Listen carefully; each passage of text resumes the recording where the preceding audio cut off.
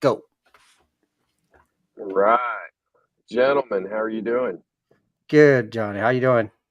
Doing good. Happy? How you doing, man? Doing great, Johnny. How you doing tonight, man? Excellent, excellent. Merry Christmas, fellas. Merry Thank you, Christmas. Happy.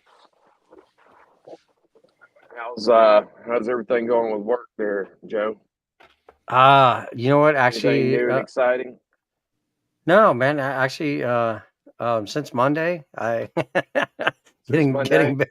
since getting back from St. Louis, we had a race car driving at the Gateway Nationals for the VGA and Black Rifle Coffee Car. Our four-time dirt track world champion Brandon Shepard won. He led wire to wire, 40 laps. So it's kind of cool to be able to have that out of the way. And let's see. And the weekend before I was at the Army Navy game where Army won. So that was another great thing. Yeah, Yeah, I saw that picture with I think it was the Black Rifle Coffee Girls holding your leg up. So those weren't the Black Rifle Coffee Girls. That was a local dance studio. Okay. And their talent. Break a leg, Joe. Yeah, Break a leg. they were hired as they were hired as talent pit girls, right? And they were just going around and getting pictures, and and somehow the leg got in a picture. Push comes to Everybody wants shove, a and piece of the McNubbin leg, comes off. man. Yeah. Didn't I? I don't know if I sent you the picture. The leg was actually in the end zone during the Army Navy game too. So Yeah. That thing gets around, doesn't it? it does. It does. So, Johnny, how about you? Same old, man. Just getting ready for Christmas. Yeah. Ready to rock and roll. Yeah, I Ready for know. It's funny because I actually had some conversation about the whole Sasquatch, Bigfoot research and investigation with some friends when I was at the Army Navy game, and of course at the races, and and I kind of said, yeah, you know what, for the most part, it's kind of like the off season right now because it's hunting season, and most people aren't out in the woods researching just because one, they're avid hunters themselves, and two, you know, just the safety thing concerns. So Yeah, it's kind of a pain too, man, because it's like the perfect time to be out in the woods, not hot. and you can't, not hot, no mosquitoes, no bugs, none of that stuff. But Yeah. we only got what we got a little over a month left, and hopefully we can get back out to the happy place and soak up some of that time, which is actually why we're having the podcast tonight. That's right. I was on the Rolling Bones Sasquatch with Val from I think it's Michigan Bigfoot or Michigan Sasquatch. I can't remember the Facebook page. Anyway, really good interview with them, and I was thinking, man, every time I do a podcast, it's just me telling the story, and I know all of us have told the story, but I mean, this is going on. How many years has it been now? I think this will be coming. Yeah. This will be the second year, second winter. So Yeah. Yeah. So I kind of want to get everybody on here and just do a quick rundown from the perspective of everybody else on everything that we've experienced out at the happy place. That's the research area that it's actually Happy's buddy's property. And kind of want to go through the rundown. Everybody hears me talk about it all the time and reference it and everything else. Number one, why we went out there. Kind of get Happy to tell his story real quick again and kind of fill people in on, because we interviewed him very early on when we started the podcast. That's right. So kind of get him to tell his story again and then go over, at least the first day, the first night, and then the day of the sighting real quick so we can kind of pull it all in together. So if you would like, go ahead and start us out, man. Well, it all started, I guess it was 33 years ago. It was 91, somewhere around there, so 33 years ago. I've been hunting on this property for years. I was in my early 20s, and I'd been hunting there since I was in my early teens, probably before that with my buddy, hunting and fishing out there. So we've been chasing a big deer, and one afternoon in the middle of the week, I decided before I got out of school, I was like, I'm going to go shoot this deer. And I went out in a different vehicle and parked my car, my truck, and it's on a gas line. And you follow the gas line down and go into the swamp where we had stands put up. We've been hunting. Well, so walking down the gas line, and I've decked out full camo. Like I said, in the past, I've had a bag full of pine boughs with my clothes stuffed in there so I didn't smell. And I had a 3D camo mask on that I put on. So I'm walking down the power line, and I'm walking and I look, and it looks like there's this perfect blind set up just inside the wood line, and you could see up and down both sides of the power line really well. And since it was a day of, a wild card day where I was doing everything different, I'm like, well, I'm going to sit here and see what happens. Well, I sat down and got adjusted and situated and propped up against this tree. And it was a fantastic vantage point up and down that gas line. And I sat down, and I 45 minutes had passed. And from behind me, I hadn't heard anything. I hear this, and it was a couple of times, but I heard this. It was really, really loud, and I passed out. Wet my pants and passed out. But I was just out. 45 minutes to an hour later, when I figure out where I am, I'm back at my truck. I have no idea how I got there. It scared me so bad, and I locked up, and I was sore the next day. And I laugh and joke, and I squeezed my rifle so hard you can see half moons from my fingerprints from my fingernails. I squeezed the stock of the rifle so hard. That's pretty much it in a nutshell. Or don't you have the sound? Yeah, you want to see if you can hear it. It's kind of like this. Play that and let people kind of hear what you heard. All right, let me see where it is. Can you hear that? Yeah.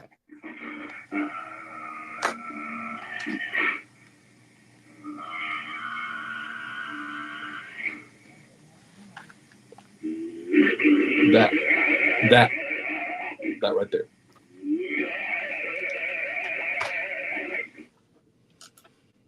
It makes me. That just made my damn hair on my arm stand up.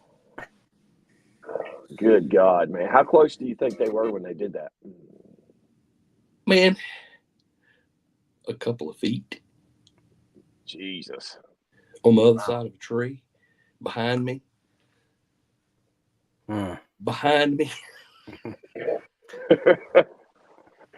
Well, so Happy, when that happened and afterwards, you quit hunting. You quit going out there, right? Absolutely, yeah. Yeah.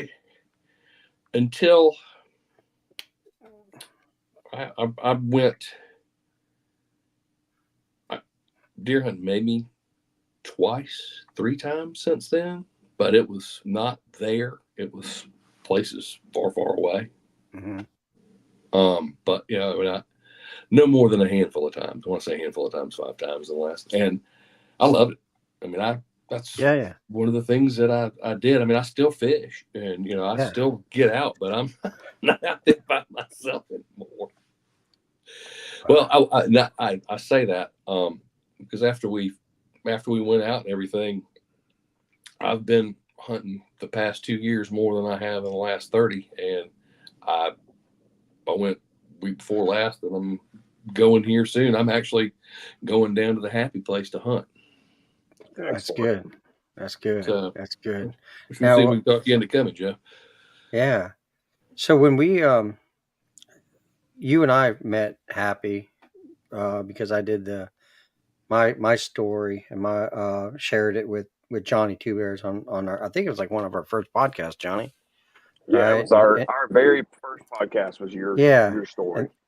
and then Happy, you reached out to me just because you I knew the area that I was describing. we met through Yeah, Facebook, right? And that's because right. I heard your story, and I reached out to you because Yep. at that point you were looking for somebody too. And I mean, like, I know where that is. I mean, I Yeah. really know exactly where that is. Yeah. Yeah. Yeah. Like, So that's close.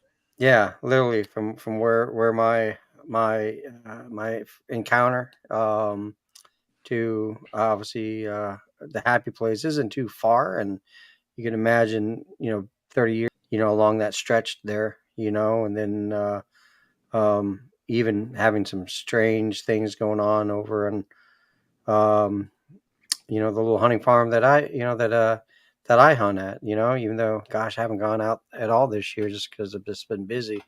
But that's so Johnny. Yeah, that's how end up meeting Happy. He reached out to me after we were talking about my encounter. And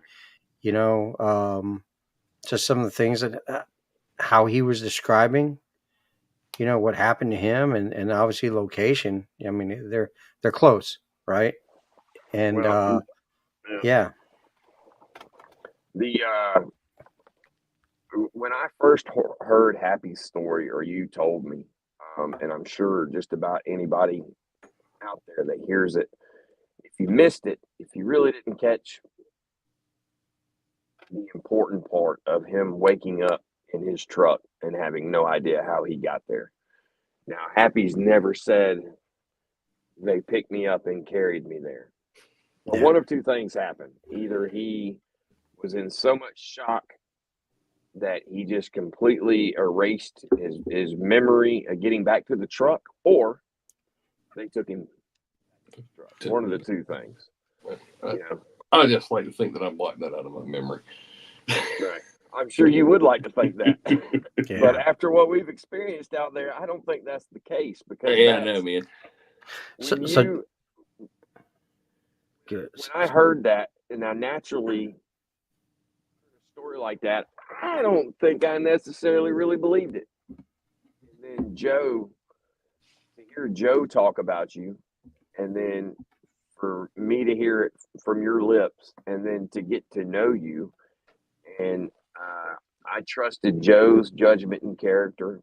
Um, it really, out of all the sighting reports that I've heard, especially here locally, yours really stuck out because of the fact because it's such the really important part about that property is the fact that it's a king's grant, and it's been in the same family for before America was America. Yeah, That's right. And it's super rural. You get out there, you're in the middle of nowhere, it's farmland everywhere, and they actually possibly put their hands on him. And to me, that said, these creatures don't want to leave. Like, if they were just passing through, there would have been no use for all that. Now, that's all just speculation, but come to find out, the speculation turned out. What were you going to say, Joe? Um, now, just the fact of what he heard, um, you and many others in the Bigfoot Sasquatch community, I guess you guys kind of label that as a samurai chatter, right? Or that's what I've heard it called. Yes. yeah, I've heard it, from some other sites as well. So it's not like a one unique, um, instance, right? Other people from other parts of the country have heard this as well, you know. So to me, I found that really interesting. And then, obviously, yeah, happy you were there, and it was enough to It scares me. yeah, It just scares me. I'll be honest with you. It scares me. Well, yeah, that's been the best part about all this is for you're talking about you're about to go hunting again, and you're about to go hunting out there. You've been out there with us several times, and knowing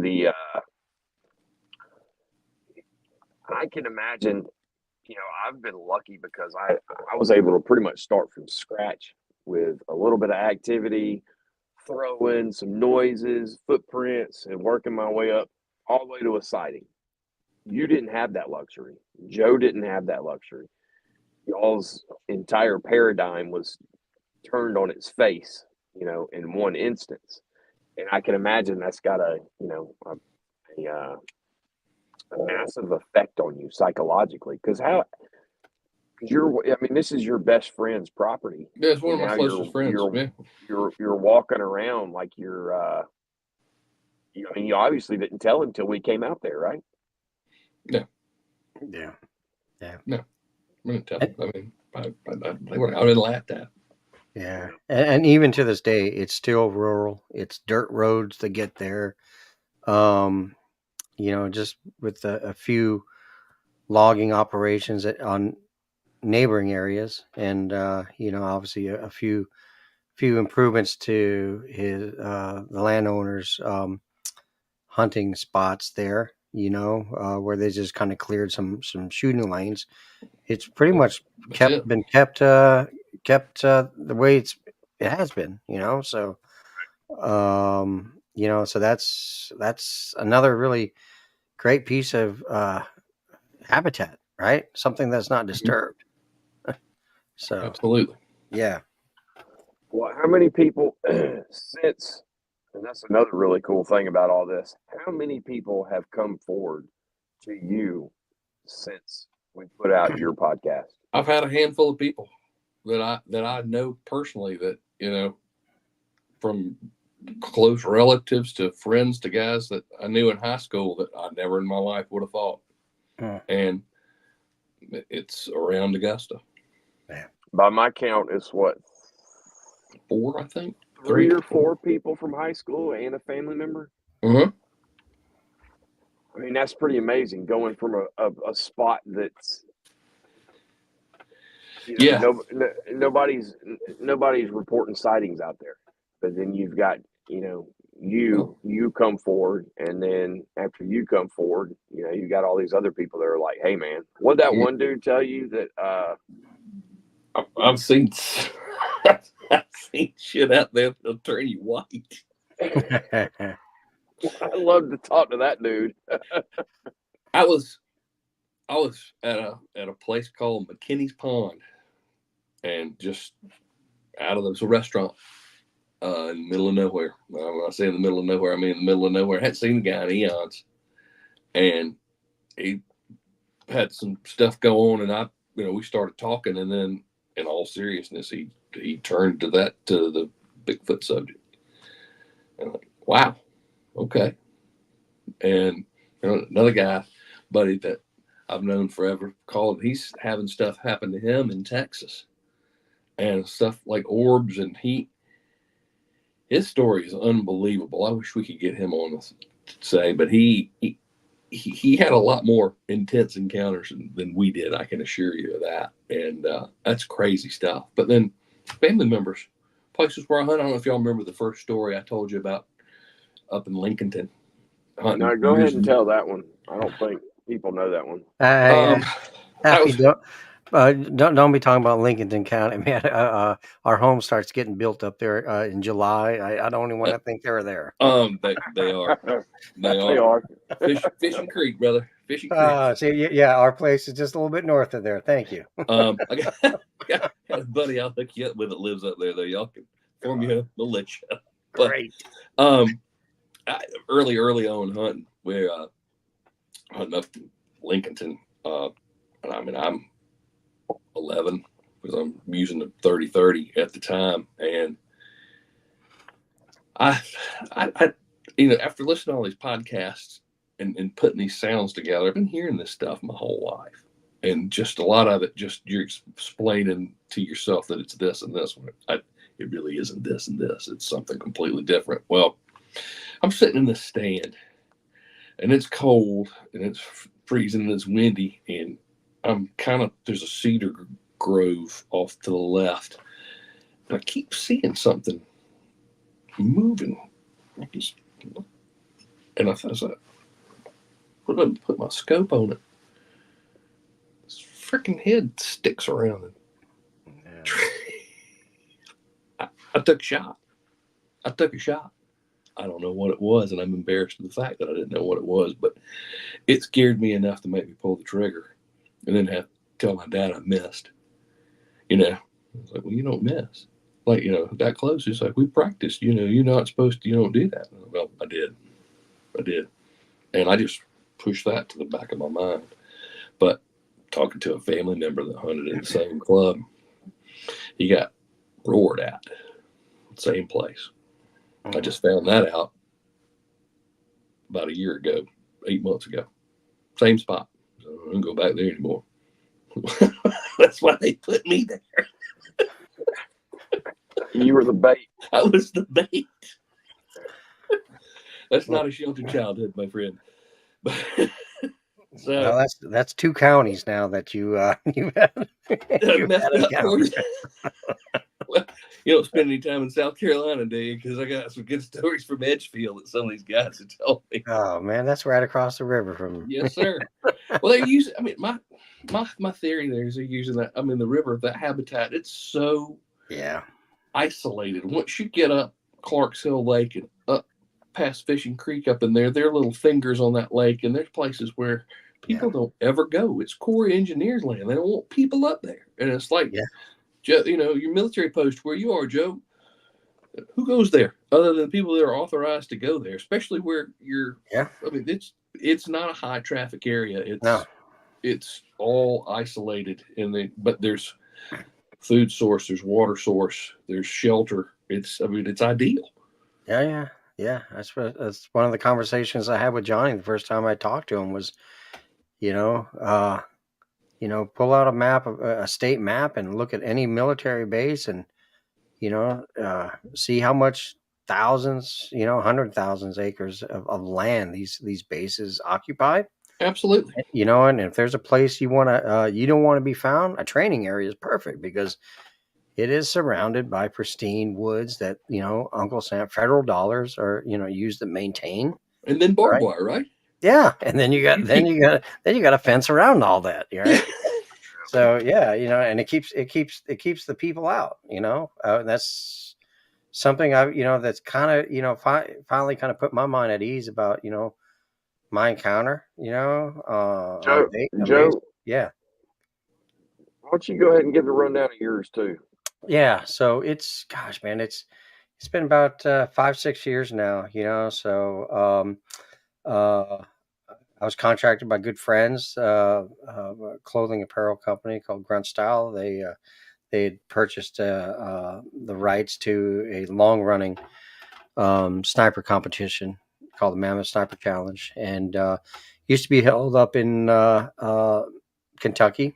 So one of the things that they wanted to do was increase participation, and by doing that, it's my idea when they brought it to me was like, all right, bring it to somewhere where a lot of people would want to compete at, and also had enough land space to make it a challenge. So being very obviously very familiar with these type of competitions and also and the DoD, working things through the Army, I was able to bring it onto the military installation here in Augusta. And leading up to that, one of the caveats of being able to host here was that we were going to allow some of the home station units, to have teams of free entry into this competition. So part of my job then was to also train up these teams, get them prepared, and get them outfitted for what they were about to do.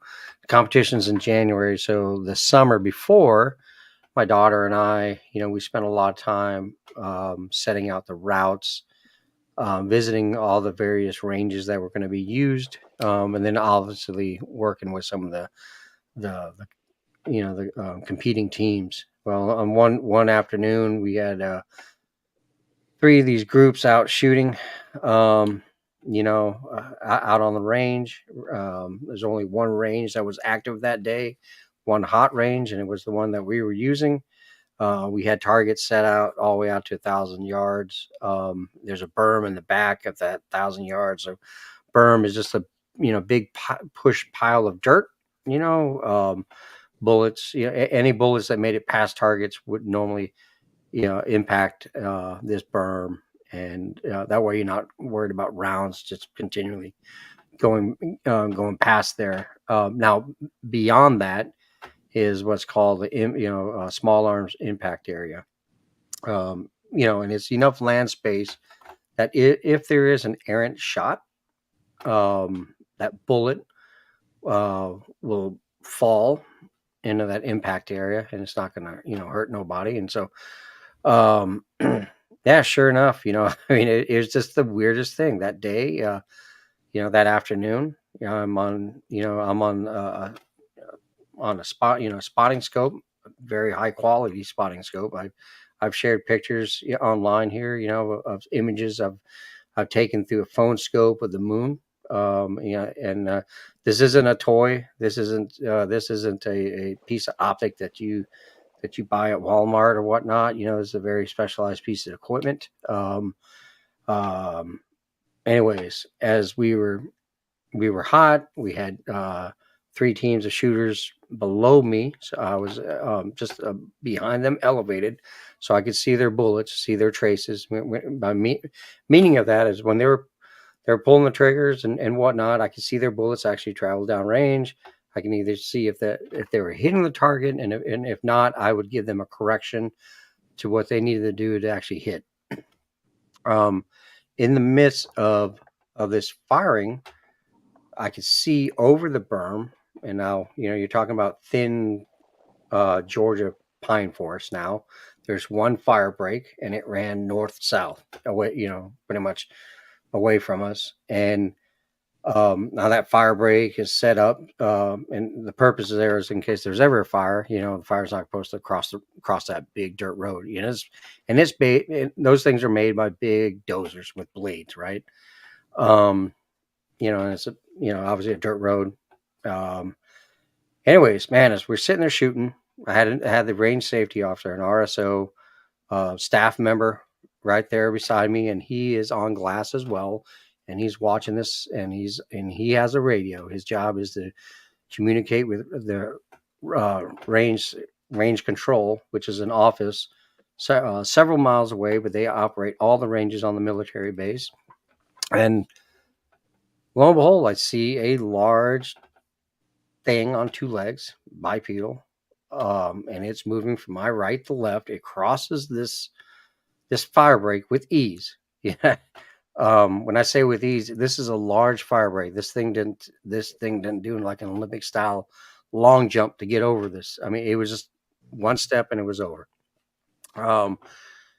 Meanwhile, and we still have bullets. We still have these shooters shooting down range in its direction.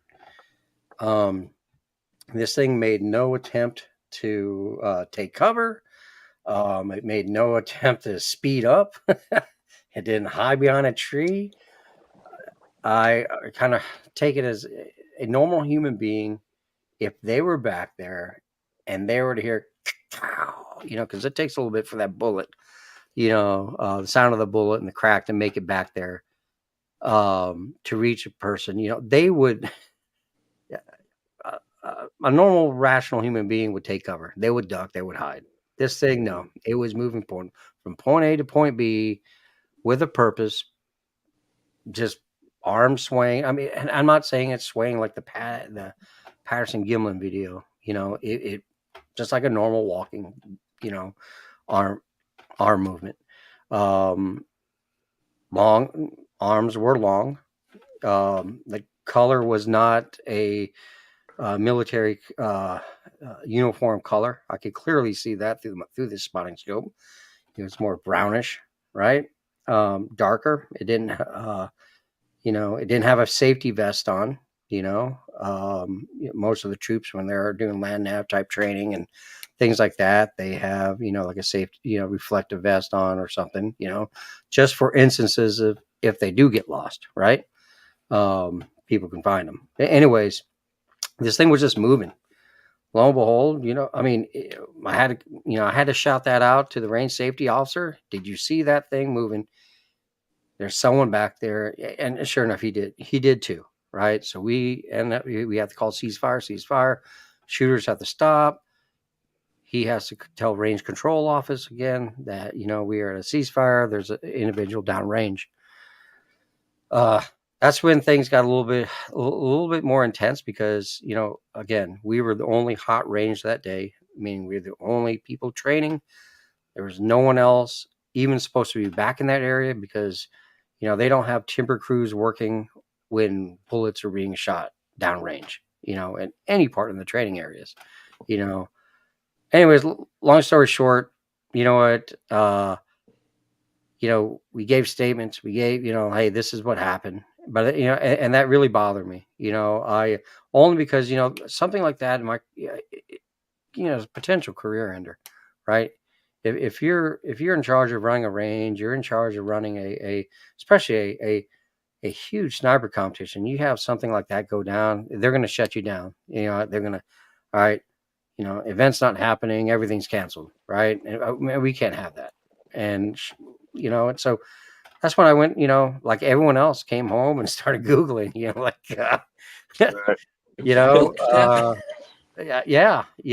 and lo and behold, there was a BFRO report from the late 70s of that same area, and there's a certain creek on installation there, and of course I've got a map, a really good topo map of the base because I'm using it to also draw out all the routes that will be used in the sniper competition. And I look at that creek that's on the BFRO report, and sure enough, that creek is several hundred yards in the direction that this thing was walking to.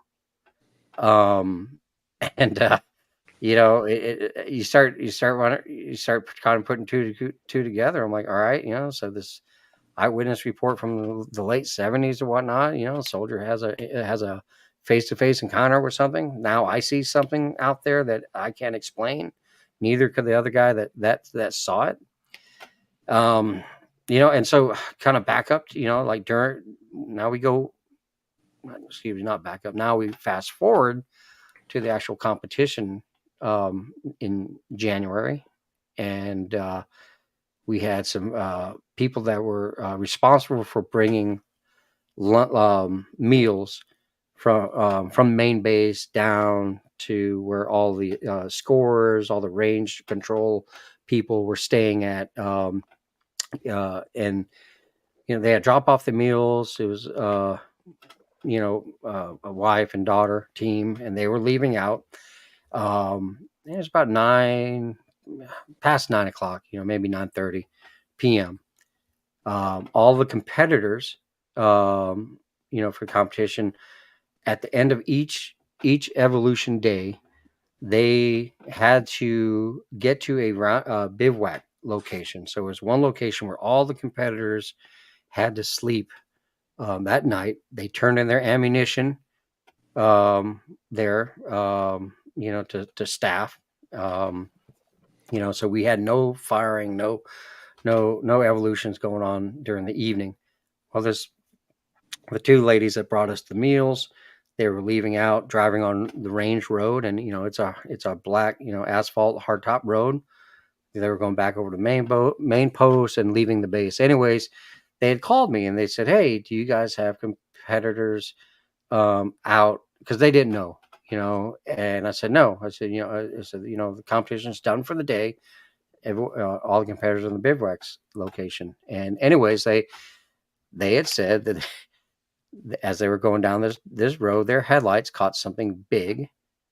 They thought was in a ghillie suit about to cross the road.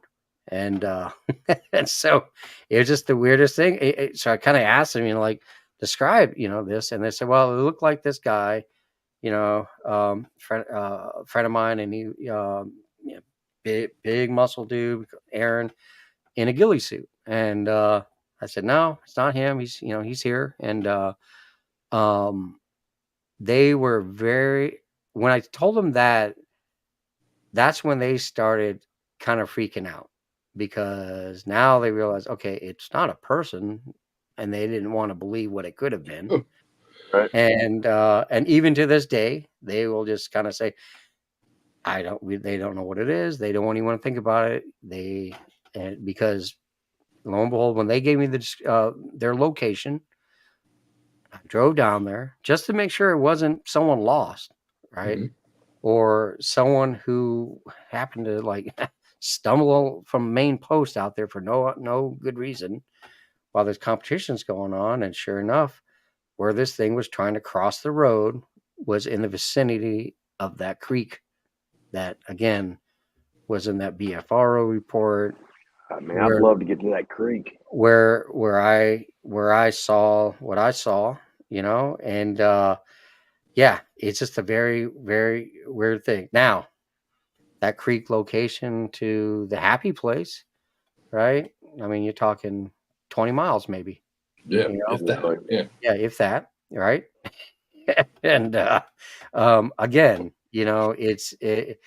I think that's when Happy kind of reached out, because those creeks around the county there's not a lot of development, right? I mean, Mm-mm. especially when it gets out to the county there, it's rural farming country. Yeah, and Tobacco Road was written about that area. Erskine Caldwell's book, Tobacco Road, was yeah, written about that area to yeah, tell you how depressed and how undeveloped it's been since the beginning of this country. yeah, yeah. So, anyways, Johnny, that was real. Maybe I probably took a little bit longer, but I mean that's kind of pretty much But my encounter there. So, one thing, Joe, that you keep, and let me just mention is controlled access. And like what he said, I don't know if people heard when he said when it was a career under you. Both you guys were in the military. oh yeah, Explain to people who weren't in the military what you mean by that. I mean, how hard it is to get there, the procedures and policies that are in place to prevent exactly what just happened. oh yeah. That's the important part. So, so in my position when we were running, running training, I mean, you had to submit a lot of paperwork, right? And those things get reviewed and whatnot. Yeah, you have so many fail safes, procedures in place to prevent incidents where you're going to have a troop or a soldier or a person downrange while you're doing live fire exercises, right? Um, Obviously, when you're on the military base in the training area on a range, things are heightened up a little bit more, because I mean now you got guards posted at the entryway to the range, right? So just so someone's driving by, I can say, hey, it's people shooting over there. I'm going to pull over and go see what's going on. No, they don't allow that. you know, You won't get anywhere near it. yeah, from before you even fire one round downrange, right? I mean, you're radioing into, like I said, the range control office, and and they're logging the time that you're shooting and the time that you quit shooting, right? And you have safety personnel controlling who goes downrange, making sure that all the even when there's a ceasefire, they're changing out targets. They're, I mean, they're, weapons are in a safe condition. Obviously, people are away from the weapon. You're not going to be, a person's not going to sit there fumbling around with it. No, I mean, hands off and whatnot. But as far as a career under, yeah, I mean, yeah, when you're doing training evolution such as that, and someone gets shot downrange. Ooh, that's a bad thing, I mean, um, especially in the military sense, because there's a lot, yeah, there's so many checks, to prevent that from happening, that if it were to happen, it's gross, negligence, right? Um, Anyways, that's what bothered me about that whole incident, that it happened, that it didn't make sense to me why anyone would have been back there, right? And then also the fact that this thing did not react and did not it didn't do what I would have done had I heard bullets coming my direction. You know, there's Yeah. there, you know, there. I mean, I can Or tell you, anybody else on the planet. yeah, exactly. There's not a male or female alive that you start hearing high caliber weapons, being shot in your direction. You're going to react. This thing, not a care in the world. It was just going from point A to point B, solid pace, whatnot. And so I estimated this thing to be 1,600 yards, right, from our location. Now, granted, that is a long way, however, through a high powered, Mark IV Leupold spotting scope, it's not that far. I mean, yeah, When you're talking about the difference between and if you folks have not seen the pictures, it's been a while since we put them up, but like Joe said, he took pictures of the moon with them, and you can see all the craters in the moon. You could see So- craters in the moon. I mean, Yeah. it's not like just Yeah. pictures of the moon. It was pictures of craters and craters in the moon. yeah, So 1,400 yards with that thing is nothing. yeah. So again, Johnny, like when I first reached out to you, and you weren't the first. I tried reaching out to some other of these Bigfoot Facebook gurus, and they, I think they were probably thinking I was crazy, or that didn't happen, but and I was like, okay, and it took me hearing you on one of your podcasts. I'm like, all right, this guy's military. He'll understand the severity of what I'm about to tell him, right? And I wasn't doing, I was running my own little Facebook group, and it was just to find research partners. And then Yeah. whenever you reached out, that was one of the first ones where I was like, dude, you got to let me do a report on that. And Yeah. I did a little crappy video with a fake map explaining it all. I just read it out, Yeah. But you were 100% right. I knew exactly what you were dealing with, like how the odds of it being just a random big person in a hairy suit going across there that was lost was pretty much slim to none. Well, that shouldn't happen. Right. And That then you've should got not all happen. these other, right. And then you've got the other sighting on that same creek, and then your friends, people getting the dinner saw that again, it just piles on top of each other, one after another, Yeah. Yeah. So at this point, we have established that maybe there's something going on around here. That's Yeah. right. Yeah. Yeah, for sure. Yeah. Well, that's I kind of wanted everybody to, it's been a while. I wanted to get everybody refreshed on how we all came together and everybody's backstory. But then so we talked about you two talking because y'all were from the same area, and then you and I, we had already started. I believe we'd already started a podcast too by the time you were talking to Happy, and we all got to know each other. Yep. And then we decided that, all right, Captain Joe, he's got a hunting cabin. How far away is it from the Happy place? It's about 7-8 miles. Okay, Yep. yeah. So super, super close. So we Yeah. decided, all right, we are going to get a team together, and we are going to take Happy Harris out to this property, and we are going to look and see if we can find some evidence. And this is, would you say it was over 30 years later? Yeah. After your Like incident. 33 years later. Yeah. So we went. It was April, right? So right after Masters. And it was Yep. it was, year was well, it was it? right before Masters. Was it 20? Yeah, well, the first time we went. Oh, the first time February. you guys. Yeah. February. Yeah. Because it was chilly outside. Yeah. And that's when, because we met. I don't live in Augusta anymore, so we all met and then convoyed down and pulled up. Was it 2020? It was 21. Was it 21? Okay. 21. I asked, just so everybody knows, I asked Happy what day our sighting was about once every 3 weeks. And I have to go look up the pictures that I took to tell you. I'm terrible at remembering dates. Well, would you think that would be just burned in your mind, and yet here we all are. And it's weird how that's. I mean, I can remember my kids' birthdays, my wife's birthday, and then our anniversary. And if it's not that, man, I mean, I can tell you the year I graduated. It was after Valentine's, right around Valentine's we went the first time. Right. And well, then the first time it was April because it was hot outside and the bugs were getting ready to get cranked Yeah. up. But the first time, sorry.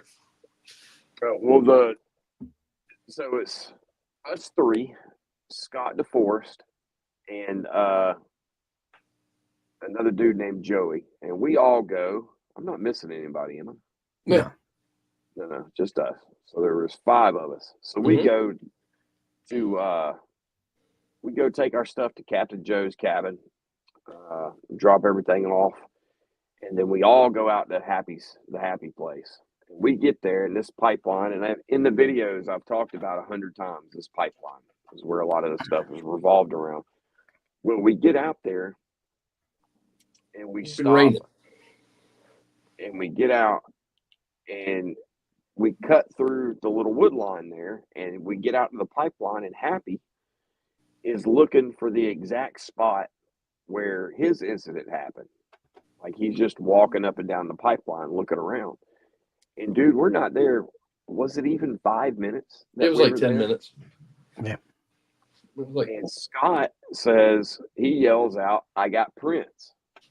And right after he yells, "I've got prints," I look down and there's prints right there where I'm at.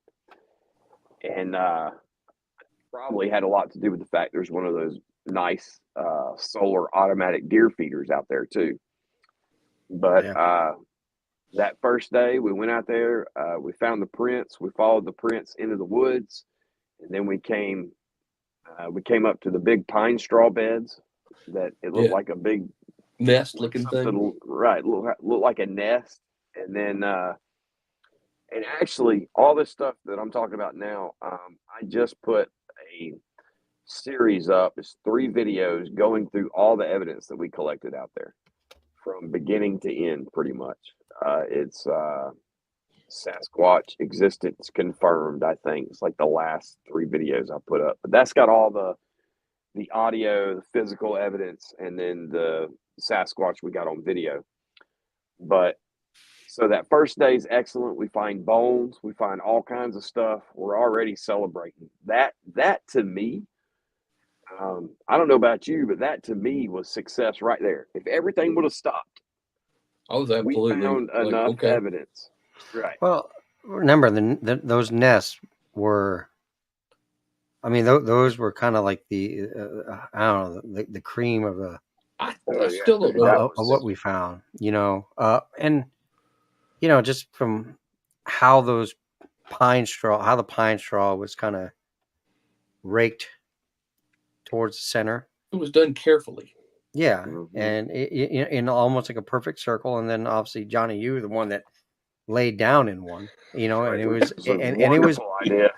Yeah, and it was a body but size, about 6 feet long. Yeah, so again, it's and Happy, you've hunted those woods. I hunt nearby. I've never seen anything like that. And that's what I'm saying. I've never, and I mean, I spent before the hiatus, I spent countless hours in those woods and never seen anything like that. Yeah. No, that's still one of my favorite pieces of evidence. Those, and then we found, not to skip ahead, but the next day we found another one, and it was an older one that they had abandoned because it was filled with water. But the cool thing about those nests, it had been raining, and the cool thing about those nests though is I think the next 3 times that we went out there, it looked like they've been kept up. It looked like it was still actually, nothing really changed, but that was the part about it, is there was no change. It was like it was freshened up.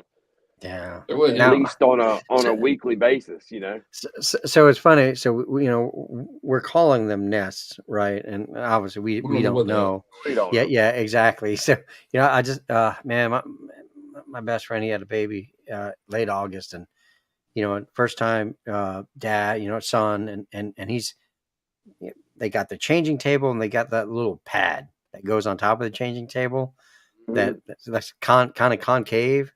I guess keep the baby from, like you said, keeps the baby from falling off, while you're changing diapers.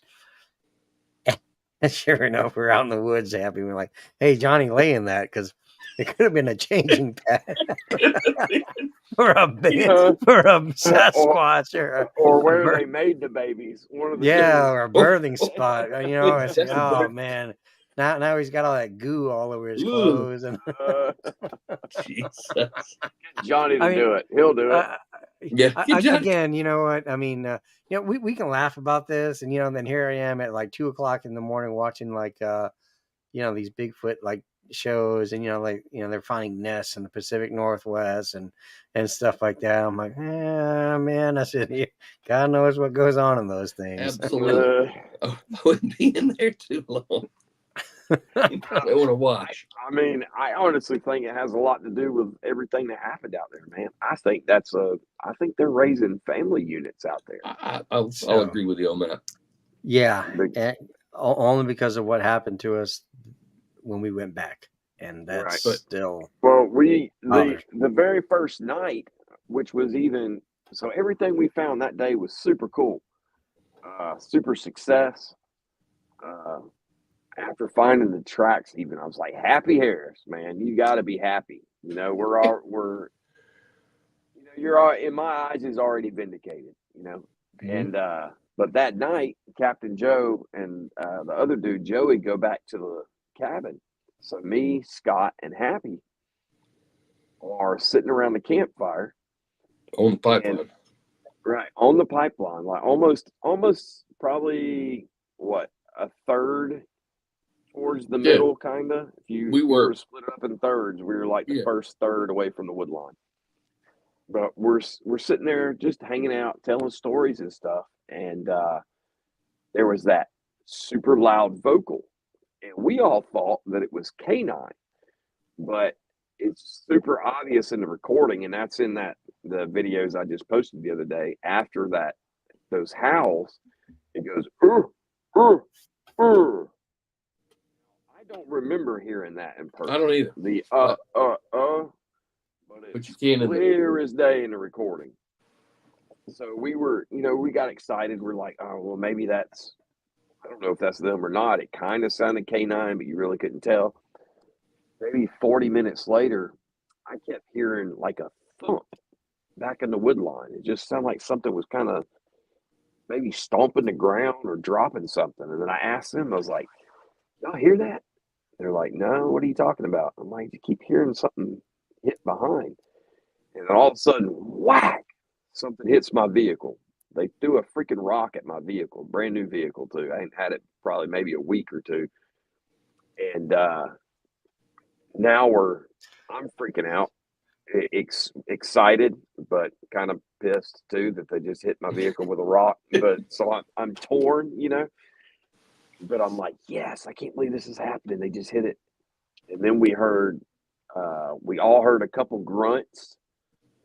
And we were I'm trying to get situated to where I can get the thermal behind me to look behind me while I'm looking at the screen. And we're kind of acting like we're not paying attention. And then Happy reaches down and grabs his flashlight and goes to turn it on. And I can't remember the sound it made. It made a crazy sound when you turn that flashlight on. It did not like it at all. We got that recorded. So that was just like cherry on top. That was our first outing out there, and besides a sighting, we had everything we could have asked for. And then what was the day? Was that the third trip out there? Was the day of the sighting? Second trip was, I think it was. I think it was definitely the third trip. The third or fourth, I think. It was the third trip, because the second trip, Mike Taylor came with us. That's right. Mike came out there with us. Took him and showed him the beds and found more bones. We didn't. Right. That wasn't as a successful trip, but we had a lot of people out there that time. Well, Yeah, more than a buddy we from had a good Savannah amount. came. Remember, our buddy from Savannah came. Mike Taylor came. You, me. We had Joe came because he met us out there and left. So it's like 6 people out there that go around. Yeah. And then third time, it was just 4 of us. Right. We went, it was first me and Scott got there, and we went and checked out the other side. And we found handprints there at the sandbar in the mud. I've got video of that where it was like 2 hands were smushed right down in the mud and drugged back. We found that asterisk looking structure with the 10-point deer skull under it. I guess maybe we were out there for about 3 hours. Mm-hmm. And then you and Joe got there. You hung out for a couple hours. And I was there for about 3 hours, I think. Right. And then you left. And then so Scott, he stays back at the camp. It's maybe, I don't know what, 2 hours before sunset. Yeah, because it was getting dark. When you called me, I was in Crawfordville. So that's an hour away. So yeah, it was about 2 hours before the sun went down. Right. So me and Joe, we go out to go check these pine beds out. Joe, you want to take it from there? Tell what you remember. Yeah. It's just you and I. We went back into the timber there past the big tower stand, and I said, let's go check out those beds, those nests, or whatever, right? See how they look now. Since the first time we found them. Anyways, as we go back there, we find the the main one, right? The one that got all of our attention and all that. Then we found that secondary one. There's a little bit further away. Then we kind of made the decision, hey, let's walk back towards the creek. The creek is when we were there that first time we had heard like something hit the ground in that big bamboo grove. Remember? Right. And then it took you a little while to figure out a way over the water to get back there, and then by that time, whatever it was, probably had enough time to get away. But we wanted to go check that out just because it seemed like a natural barrier, that creek being a barrier to prevent most humans from, right, going back into that little area. Now, it's great. Like again, great habitat back there. You got that bamboo, right? And God knows what else back there. But as we were coming to that area, obviously I wear a prosthetic on my left leg. Being a amputee. Johnny, you were a little bit ahead of me, and I know we had found another deer skull, along the little trail heading back there towards that creek. Now, as we were approaching the creek, the timber kind of thins out just a little bit, and you've got some swales, right? Obviously that's caused but from when the area floods, right? The water rises and just kind of pushes and creates these little pockets and coves and whatnot. And there's still some small foot creeks, right? I mean, I call them foot creeks. They're like a foot wide and a foot deep. That you have to kind of just like walk over. And I had, I obviously I was stopping to look at tracks and more like deer tracks or for hog tracks or whatnot. And you were about what 50 yards ahead of me. I don't even think it was that much. I think it was only about maybe 70 feet.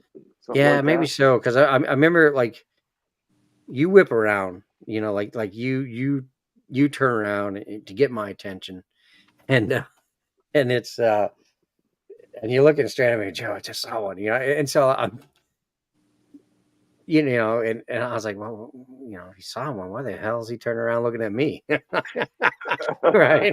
You got your, and so you're calling me forward, right? Because you want me to come and turn on your camera, right? Turn off Turn the off, GoPro.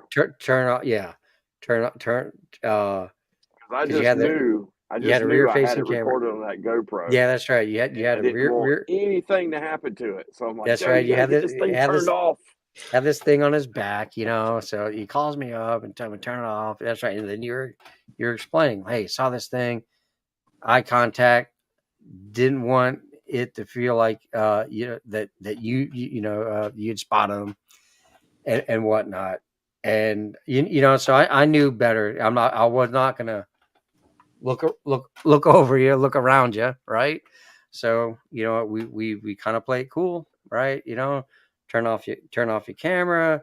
You wanted to make sure that you preserve what you got.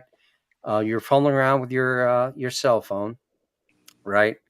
And then you start describing to me what you saw and the distance, right?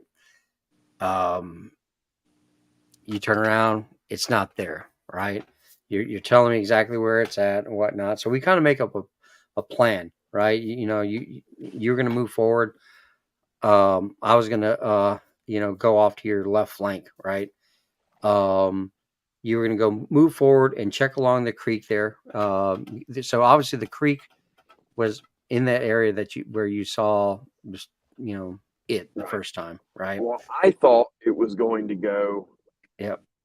away from us, back Yeah. towards the creek where it Yeah. came from. That's Yeah. just what I assumed in my head. But if you watch the video,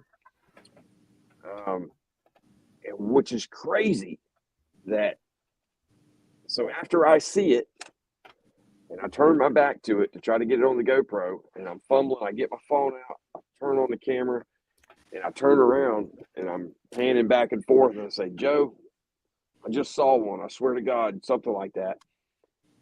And as I'm talking, you can hear in the video all the braking and the crashing and the birds going nuts behind me. And my brain won't even let me.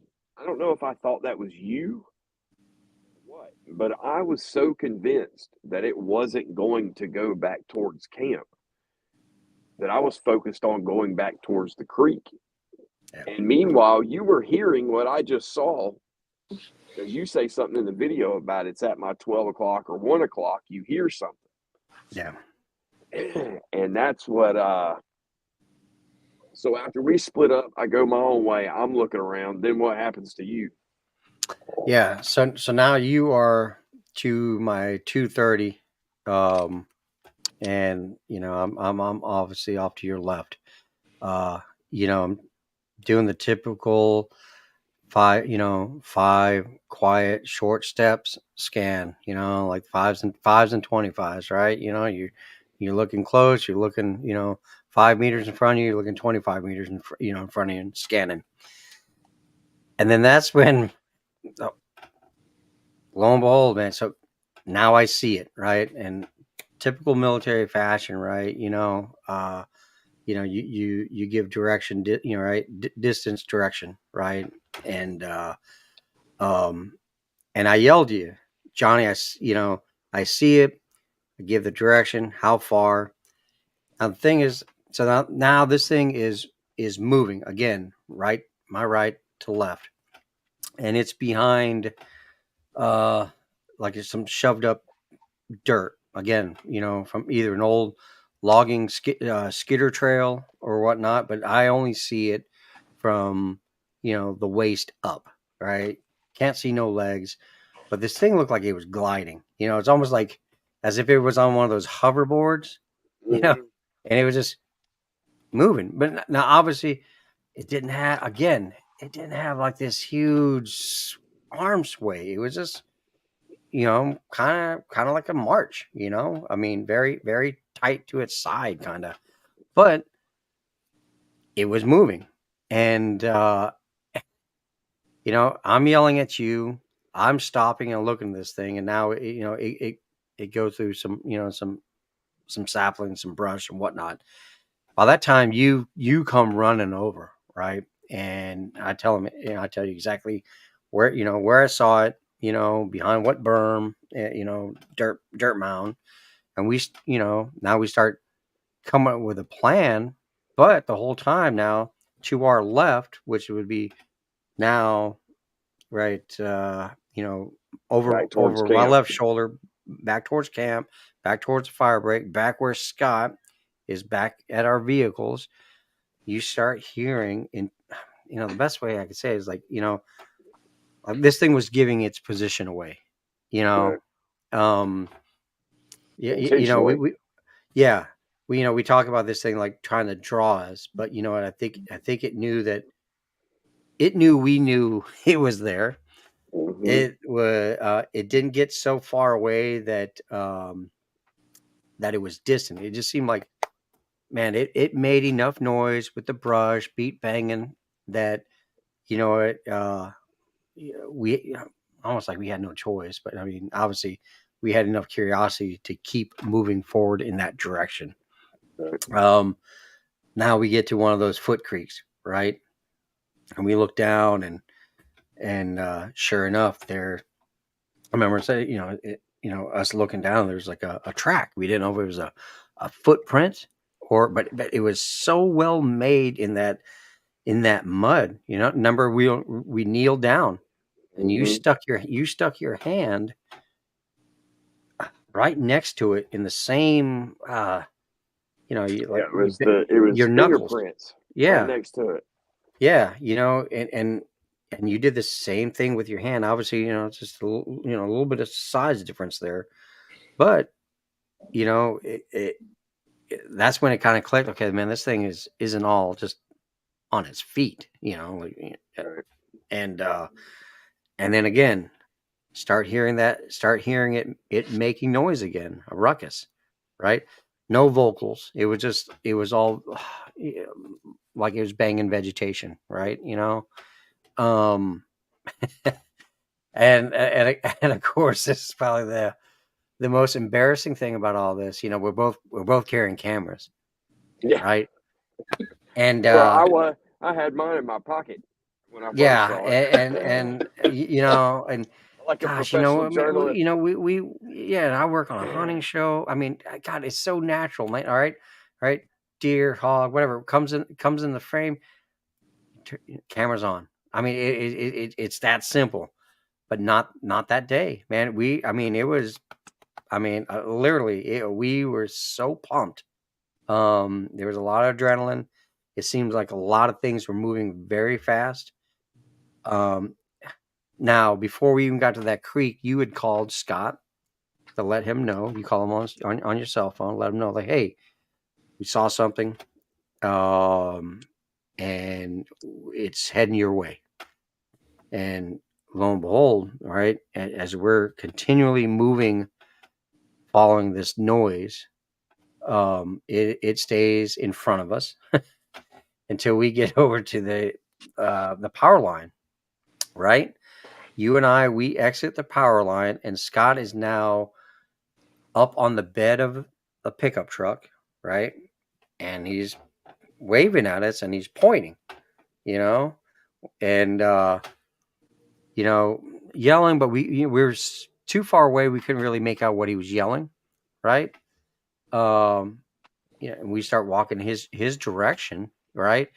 And I remember this, vividly. I mean, you made the comment about the look in my eyes, and like we were just in a tick, right? Troops in contact. I mean, like we just I'm came out of, sure I look the same way, dude. Because yeah, I we was just pumped. we just came out of a firefight, Yeah. and I guess that's the thing that got me. I was like, man, here, we were, you know, 200 meters in the woods. This thing happened. This thing flanks us. It's quiet, but it makes enough. It gets us to follow it, right? The whole time, it's kind of like here we are trying to close the distance on this thing, but it knows to stay just ahead of us. Obviously use cover and concealment, right? And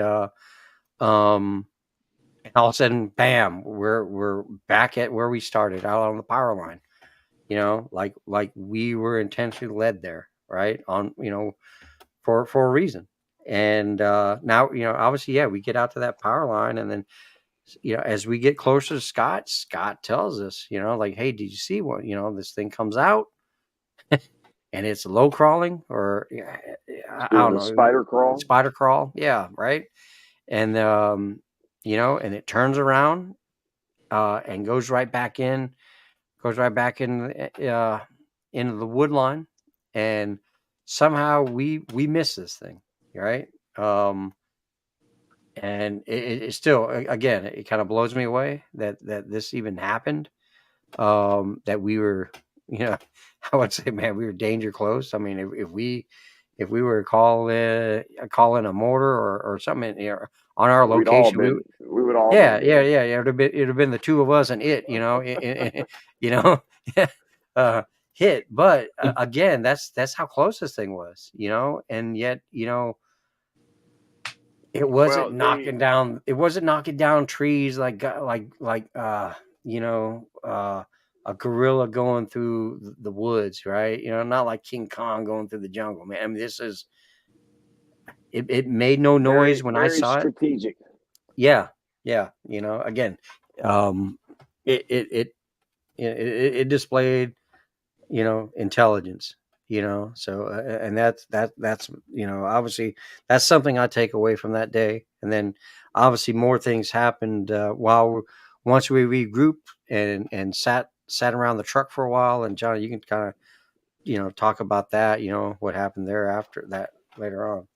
Well, the first thing I did when we got back to camp, and all three of us were comparing notes and Yeah, celebrating and hanging out. And I mean, I had a massive adrenaline dump. I was shot.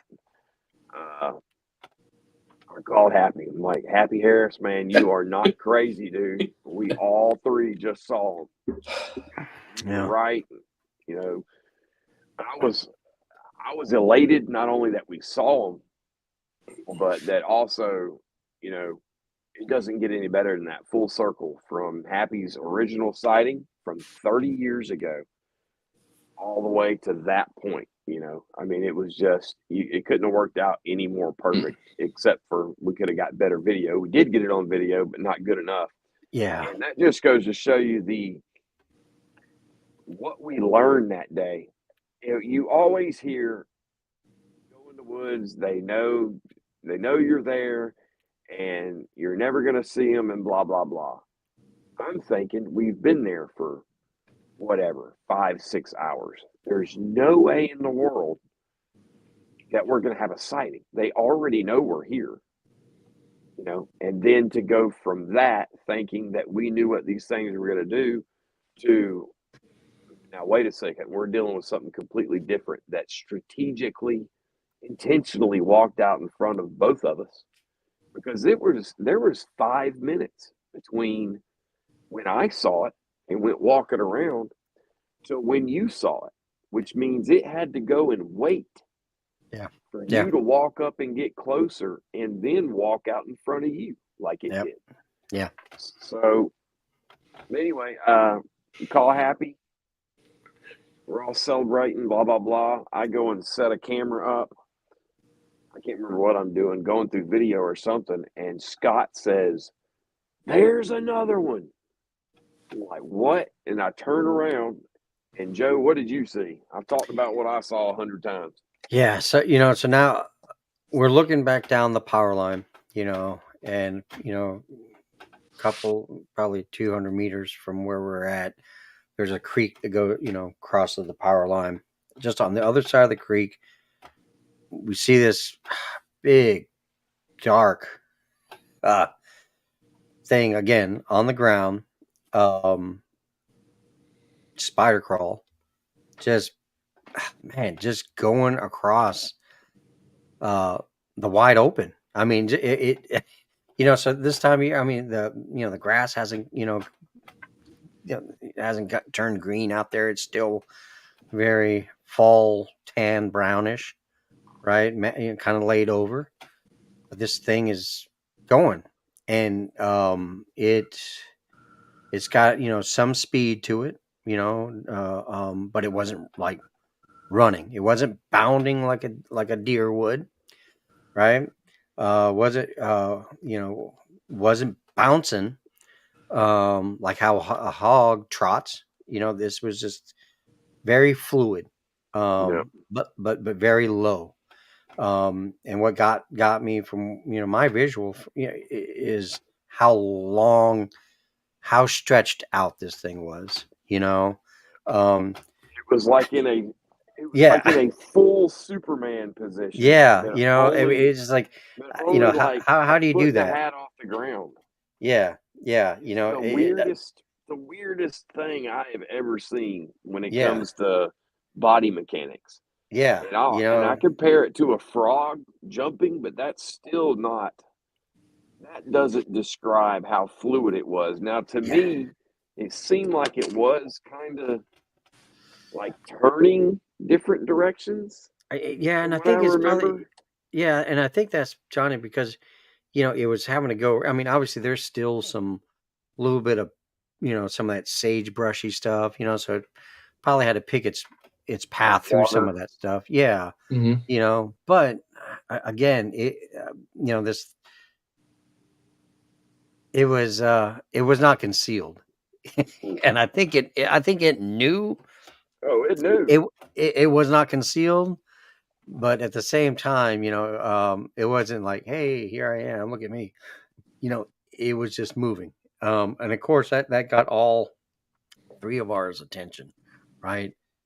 Um, Now as it got to towards the wood line on the far side, right? Remember it turned right or away from us as if it was looking for a better entryway into the woods, right? Mhm. Maybe a small pocket or something that it can shoot into. But that was the only change of direction, or hard change of direction, is when it got to that wood line, right? So yeah, again, this thing moved in a very weird way. Like I said, again, you described it as a Superman, position, and yeah, it was stretched out, and I'll always remember in my mind, I was like, how long this thing was. I Right. mean, it was long and dark. So yeah, Yeah. So that's the entire Happy Place saga, ladies and gentlemen. I just yeah, wanted to get Happy on here and Joe on here, and we're supposed to have Scott. He got tied up, but we've got a lot of new members. Which first and foremost, uh, I thank know you, thank all you. these Thank guys you very much really for that. appreciate everybody who follows the channel and all of you that comment and we've got people like Jeremiah Sutton. He looks over the videos I send him sometimes. He's good at finding things. Yeah, We thank you, got Jeremiah. all kinds of Thank you. people that work with us, that comment. Other researchers, Richard Farabee, and those guys. Say a prayer for those of you who pray for Bobby White. I'm not sure exactly what's going on, but I know prayers are needed. But just in general, we really appreciate, Absolutely. everybody who follows us and, participates. And as long as you guys keep participating, I know I'll keep going out in the field. I'll keep going out in the field until I'm in a wheelchair. I know that. So Well, maybe Johnny, Joe let me borrow his tank chair. yeah, Johnny, you going in the field just means you just have to go. You have to walk out your back door, pretty much. Yeah. Absolutely. Yeah. Absolutely. I was going over had anything happen over the past couple of weeks at all. So I started back when I was having them come to that spot back Yeah, there, like yeah, 5 times in a row. yeah. And one of the nights I left my audio recorder in the front yard on a stump. I've got like 9 hours of audio that I'm just now getting to. And Wow. there's already stuff on like the first, I think I'm first 45 minutes. So hopefully I got some ice old audio technically, but it's only from, maybe what, 2 months ago. So that should be coming up. Hopefully we got more in there. Wow. But Yeah, we thank need you, to. fellas, for hopping on. Yeah, definitely need to plan. A return trip out to the happy The place. cabin. Yeah, Yeah, both yeah, places. yeah, man. I'm curious I about that yeah, swamp, Joe. yeah. My daughter and her friend was the last one to go out to the cabin. I mean, I think they ran the propane out, so we got to go refill that thing. No, we can handle some propane. Yeah, I know a guy. Yeah, So gosh, I watch so many of the different Bigfoot shows and whatnot, and obviously. And Johnny, you're the one that always has to remind me about. Oh man, Johnny, hey, make sure you play nice. You can't go, stirring the pot with we, we yeah, with the Hey, folks out there, if we let Joe loose, this would be a whole different program, ladies and gentlemen. because I just sit here. I say, Scorched earth. I sit here and I was like, oh man, I said, if you're gonna have a podcast, okay, we need to do like drug tests, and stuff like that. Because there's some weird things. That's why I don't get invited to like the cool kid conventions. Like so Johnny got to go to Molina twice now. We're not exactly talking about like nationwide events here. We're talking about the Molina, Georgia Bigfoot Festival. Okay. I mean, All right.